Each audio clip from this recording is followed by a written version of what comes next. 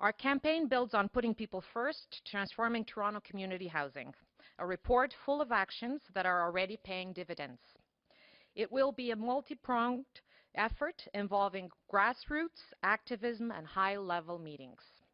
The goal is very clear: to put people first by encouraging Ottawa and Queen's Park to close the housing gap.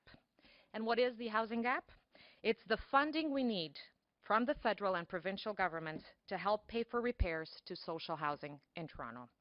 Repairs to heating and cooling systems, elevators, roofs, and the housing in Toronto community housing.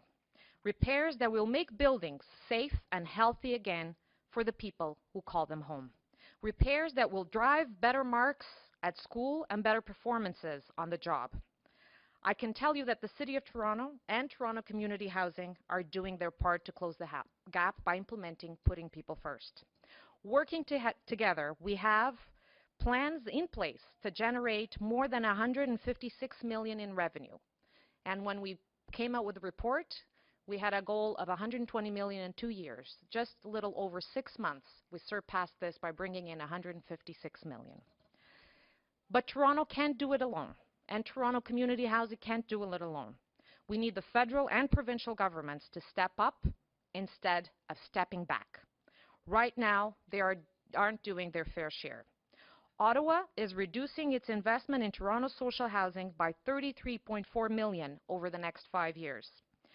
Just to fill the $33.5 million gap alone would require property raising taxes by an estimated 1.4%. In time, the federal government will stop investing in social housing altogether. By 2031, there will be no investment by the federal government. That's a $2 billion loss in the social housing.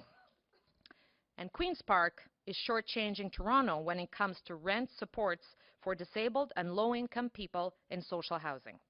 We get far less funding than private sector landlords.